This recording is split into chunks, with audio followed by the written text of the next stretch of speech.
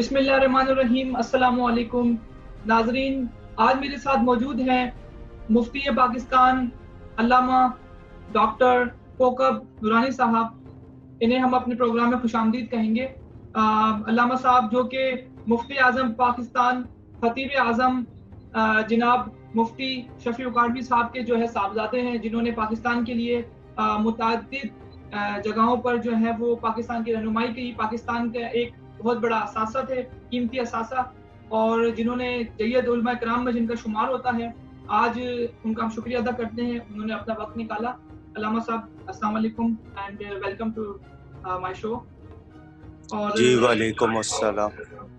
آپ he is an Islamic scholar, he is a researcher also, he wrote lot of books and he is also orator, and then we will discuss with him about the current situations about coronavirus.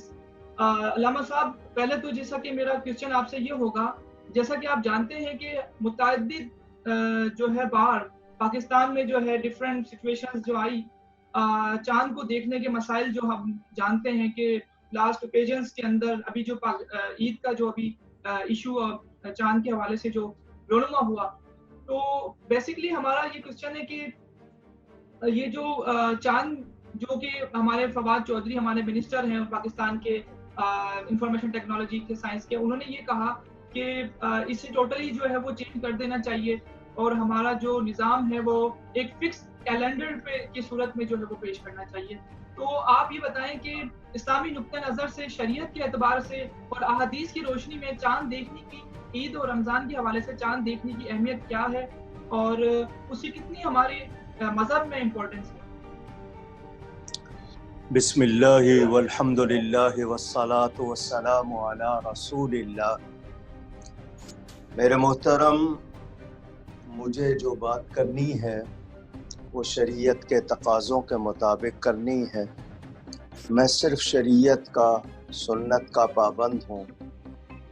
حکومت کے آئین، دوسری چیزیں، ان کے rules وغیرہ، ہم اگر وہ شریعت و سنت کے متصادم نہ ہوں تو ہم ان کو مان لیتے ہیں، لیکن شریعت و سنت سے کسی کی بھی بات ٹکرائے گی وہ قابل قبول نہیں ہو سکتی۔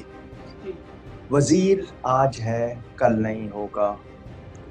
اس طرح کے وزراء جو دین میں مداخلت کرتے ہیں، اللہ تعالی ہمیں ان سے بچائے اور ان کو ہدایت عطا فرمائے کہ یہ اپنی زبان و قلم کو لگام دیں اور جو ان کے معاملات ہیں اس میں بولیں، دین میں کسی طرح دخل نہ دیں، کیونکہ دین میں دخل دینے والوں کا انجام بھی برا ہوتا ہے اور ان کے معاملات بھی پھر ان کی کوئی عزت وغیرہ نہیں ہو سکتی۔ قرآن کریم اور حدیث نبوی ہمارے لیے بنیاد ہے، ان کے سامنے کسی کی رائے بھی نہیں ہو سکتی، یعنی ان کے مقابل اس کی روشنی میں بات ہو سکتی ہے۔ قرآن و حدیث میں واضح ہے، یسألونک عن الأہلہ قل ہی مواقیت للناس والحج، یہ چاند کے حوالے سے قرآن میں واضح بیان۔ اور پھر میرے نبی پاک صلی اللہ علیہ وسلم کا ارشاد کہ صوموا لرؤیتہ وافطروا لرؤیتہ، کہ روزہ رکھو چاند دیکھ کر، روزہ چھوڑو افطار کرو تو چاند دیکھ کر۔ جب نبی پاک صلی اللہ علیہ وسلم کے واضح الفاظ ہیں تو اس کے مقابل کسی کی بات کوئی اہمیت نہیں رکھتی، کوئی حیثیت نہیں رکھتی۔ چاند دیکھنا ہے، آلات سے، ٹیکنالوجی سے مدد لی جا سکتی ہے، جتنا تعاون ہو سکتا ہے وہ ان سے لیا جا سکتا ہے، لیکن حکم ضرور پورا کیا جائے گا۔ تو جب یہ حکم ہے اور 1400 سال امت اسی پر عمل کرتی رہی ہے، آج کے لوگ کیا چاہتے ہیں؟ کیا یہ نظام کائنات بدل سکتے ہیں؟ کیا یہ تمام چیزیں اپنی دسترس میں لا سکتے ہیں؟ کیا ان کی اتنی مجال ہے؟ کہاں کہاں کتنے یہ بے بس ہیں، کیوں انہیں نہیں نظر آتا؟ درست فرمائیں. یہ کورونا وائرس جی جی جرثومہ جس کی جمع جراثیم، جی یہ نظر نہ آنے والا، یہ اس کے سامنے کیوں بے بس ہے؟ جی. کہاں ان کی سائنس، کہاں ان کی اکڑ، ان کا تکبر، آج کیوں ان کا مدد نہیں کر رہا؟ تو یاد رہے امت مسلمہ اللہ تعالیٰ اور اس کے رسول پاک صلی اللہ علیہ وسلم کی پابند ہے. اللہ کے آخری نبی نے جو کہہ دیا، اب اس کے مقابل کسی کی رائے بھی نہیں سنی جائے گی. تو چاند دیکھنا شرط ہے، وہ آپ آلات کی مدد سے دیکھیں. آپ کو دیکھنا ہے، اور دیکھنا مشین میں نہیں ہے، دیکھنا آسمان پہ. ہاں مشینوں سے مدد لے سکتے ہیں. جی جی. تو آپ یہ جان لیں. جی جی. فکس کیلنڈر کے حوالے سے جو پرٹیکولر جو ورڈ جی کیلنڈر جو بنتے ہیں آپ کے ہاں، ایک چاند کے کیلنڈر بنتے ہیں، اور ایک شاید گریگورین کہتے ہیں آپ، جی اس یہاں کو ایک وہ عیسوی بنتے ہیں. کیلنڈر بھی کہلاتا ہے، جو فکس کیلنڈرز ہوتے ہیں جیسے کہ 31 ڈیز ان ویک. آپ مجھے بتائیں گے اس میں فروری کا مہینہ 28 کا کیوں کیا؟ کچھ مہینے 30 کے کیوں کیے، کچھ 31 کے کیوں کیے؟ کیا مجھے کوئی اس کا عقلی جواب دیں گے آپ؟ آپ نے گنتی پوری کرنی تھی، جس مہینے کو چاہا 31 کا کر دیا، جس مہینے کو چاہا آپ نے 30 کا کر دیا. آپ نے اپنی مرضی سے کیا ہے نا. لیکن شریعت میں جو ہمارے ہاں 12 برجوں کا ذکر ہے کہ مہینہ 29 کا ہوگا یا 30 کا ہوگا، اور وہ آپ کے سامنے ہے. آپ کے اس کیلنڈر کو آپ نے بنانے کے بعد فکس کر لیا، ٹھیک ہے، آپ اس پہ عمل کر رہے ہیں، ہم آپ کو کچھ نہیں کہہ رہے، لیکن آپ دوسرے میں دخل کیوں دینا چاہتے ہیں؟ یہ مین پوائنٹ وہ خدا کی طرف سے ہے. چاند کا اپیئر ہونا، اپیئرنس آف مون، یہ تو قدرت کی طرف سے ہے. آپ اس میں کیوں دخل دینا چاہتے ہیں؟ آپ نیچر میں کیوں انٹرفیئر کرنا چاہتے ہیں؟ آپ کا جو ایک انیشیل جو آپ کا سفر گزرا as a scholar, as a student, اس والے سے آپ کچھ روشنی ڈالیں اور اپنا جو ہے کچھ بچپن کے واقعات بتائیں کہ آپ جو ہے وہ اس طرف کیسے راغب ہوئے. تو میں صرف 3-4 جملے کہہ دیتا ہوں. میں نیک ماں باپ کے ہاں پیدا ہوا، انہی کی وجہ سے مجھے ایمانیات، روحانیات اور یہ جتنی بھی آپ کو خوبیاں نظر آ رہی ہیں، یہ سب ان کا فیضان ہے. مجھے اچھے اساتذہ ملے، مجھے اچھے مشائخ کی صحبت ملی. میں بہت نکما نالائق آدمی ہوں. میرے پاس صرف اثاثہ یہی ہے کہ میرے بزرگ بڑے نیک تھے اور ان کی دعائیں میں نے لی ہیں. مجھے کچھ نہیں آتا، میں دنیا کا سب سے زیادہ گناہگار اور نکما شخص ہوں، اور صرف یہ کوشش ہے کہ اللہ مجھ سے کوئی ایک کام ایسا لے لے میری بخشش کا سامان ہو جائے. آمین. اور آپ کے صدقے سے اللہ پاک ہم سب کی مغفرت بھی فرمائے، بخشش بھی فرمائے. تو علامہ صاحب، دین کے حوالے سے بات ہو رہی تھی، آج آپ نے ماشاءاللہ کافی بکس بھی لکھی ہیں، تو آپ یہ بتائیں کہ جو کورونا کا جو آج کل ورلڈ میں پرابلم چل رہا ہے، آپ جانتے ہیں کہ یہاں نیو یارک، امریکہ، کینیڈا سے لے کے تمام برائے اعظموں تک جو ہے اس کا ایک اثر پھیل گیا ہے، بہت زیادہ نقصان ہوا ہے. تو دین کی روشنی میں، شریعت کی روشنی میں اس کی وبا جس طرح پھوٹتی ہے، اس سے پہلے دور میں بھی وبائیں جو ہے اس نے دنیا کو ڈسٹرب کیا، تو کیا کیا جو ہے دین کے اعتبار سے دیکھا جائے تو کیا شریعت میں اس چیز کا حکم ہے؟ مجھے ابھی تک کنفرم نہیں ہے کہ یہ وبا انسانی سازش ہے یا قدرتی طور پر انتباہ اور وارننگ ہے. یعنی یہ پینڈیمک ہے یا پلینڈیمک ہے، یہ ابھی تک کنفرم نہیں ہے. ہو سکتا ہے کیونکہ ہمارا ایمان ہے کہ بیماری اللہ ہی کی طرف سے آتی ہے اور شفا بھی اللہ ہی دیتا ہے. آپ نے جس حدیث شریف کا حوالہ دیا وہ طاعون، پلیگ، کہ جہاں وبا ہو وہاں سے نہ نکلو، اور جہاں پتہ لگ جائے کہ وہاں ہے تو وہاں نہ جاؤ. یہ اس لیے ہے کہ آپ کا تقدیر سے ایمان نہ ہٹ جائے.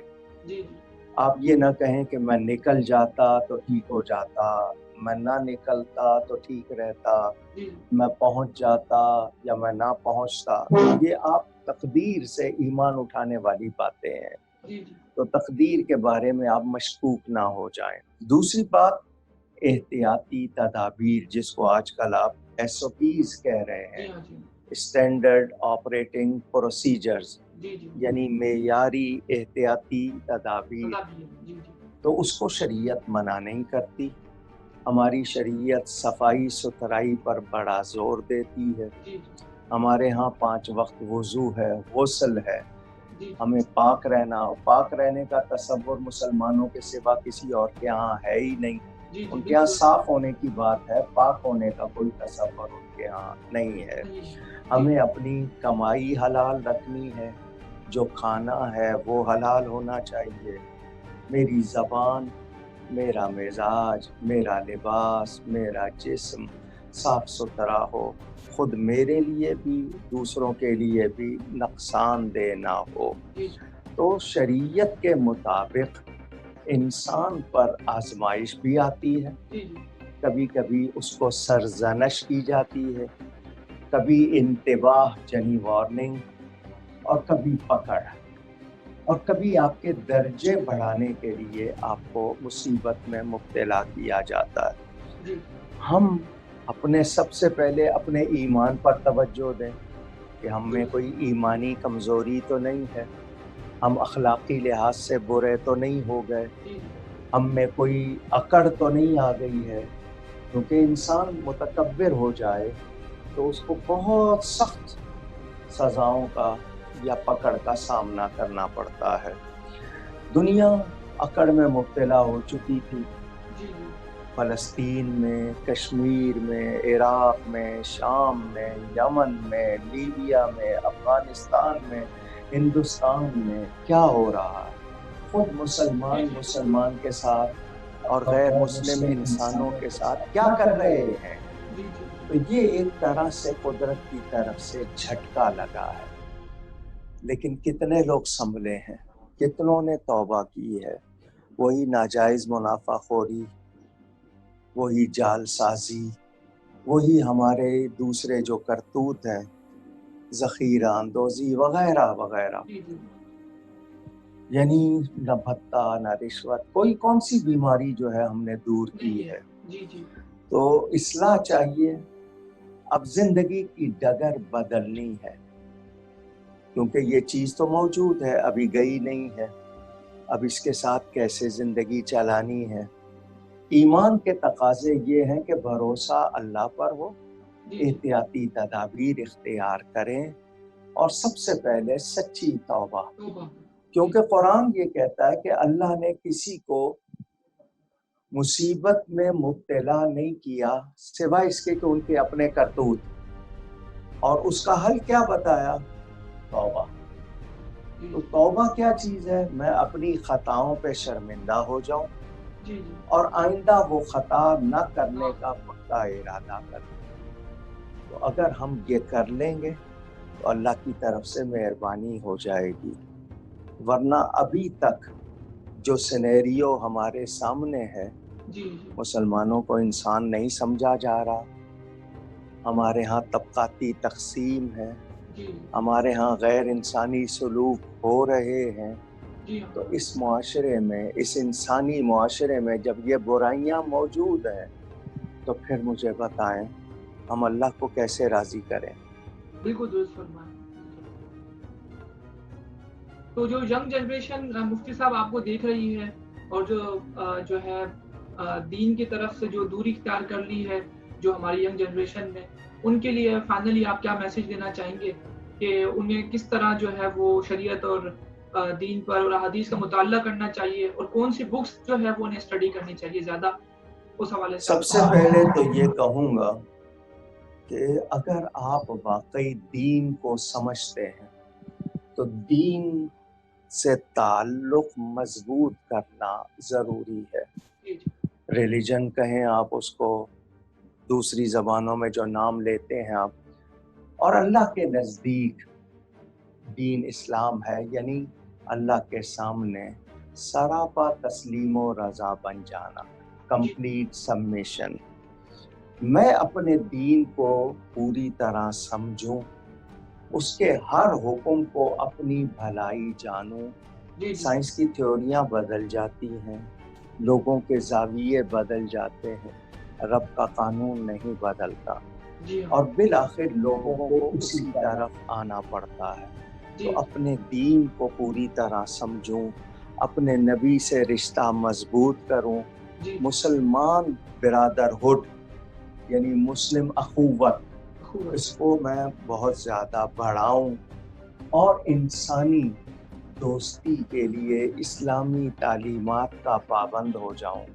میری زندگی بھی آسان ہو جائے گی، میرے مسئلے بھی حل ہو جائیں گے، میری دنیا بھی کامیاب، میری آخرت بھی کامیاب ہو جائے گی. یاد رکھیں، دنیا نصیب سے ملتی ہے، آخرت محنت سے ملتی ہے. ہم نے دنیا کے لیے محنت شروع کر دی، آخرت کو نصیب پہ چھوڑ دیا. تو مجھے اپنی آخرت سنوارنی ہے تو میں اپنے دین کو پوری طرح پڑھوں، سمجھوں، علماء سے، اولیاء سے رابطے میں رہوں، اور ہر انسان کو انسان سمجھ کر اس کو فائدہ پہنچاؤں، اپنی ذات کو بھی فائدہ مند بناؤں، اپنے لیے اور دوسروں کے لیے. اور مسلمان کا بھائی ہے، رنگ نسل کا مسئلہ نہیں ہے. یہاں جسم کے ایک حصے میں تکلیف ہو، پورا جسم درد محسوس کرے. آج ہم اپنے کمزور مسلمانوں کے لیے کیا کر رہے ہیں، یہ مجھے اور آپ کو سوچنا ہوگا. جیسا کہ آپ لوگ دیکھ رہے تھے، یہ علامہ صاحب نے بالکل واضح الفاظ میں، جو کہ خطیب ملت کہلاتے ہیں اور پاکستان کے لیے جو ہے وہ بہت خدمات انجام دے چکے ہیں، ان کا میسج جو ہے ینگ جنریشن کے لیے، جو آنے والی ہماری نسل ہے ان لوگوں کے لیے، اور جو ہمارے اسٹوڈنٹس حضرات ہیں جو کہ آئنسٹائن نیوٹنس کے لات تو پڑھ لیتے ہیں بٹ احادیث اور قرآن سے دور ہوتے جا رہے ہیں، ان کے لیے آج واضح پیغام جو ہے خطیب ملت نے، اس سے زیادہ واضح الفاظ میں کوئی اس کی تشریح ہو نہیں سکتی. تو آپ لوگوں سے آج کے لیے اس ایپیسوڈ میں اتنا ہی، اور ہم علامہ صاحب کا شکریہ ادا کرتے ہیں، علامہ کوکب صاحب کا، کہ انہوں نے آج ہمیں جوائن کیا. تھینک یو سو مچ علامہ صاحب. جزاکم اللہ. مجھ سے گفتگو میں کوئی غلطی ہوئی ہو، اللہ کی بارگاہ میں توبہ کرتا ہوں. آپ سب کو بہت سلام اور شکریہ. آپ سے اجازت چاہتا ہوں. آپ آج کے لیے اتنا ہی. آپ کا ہوسٹ عبیر خان. اللہ حافظ.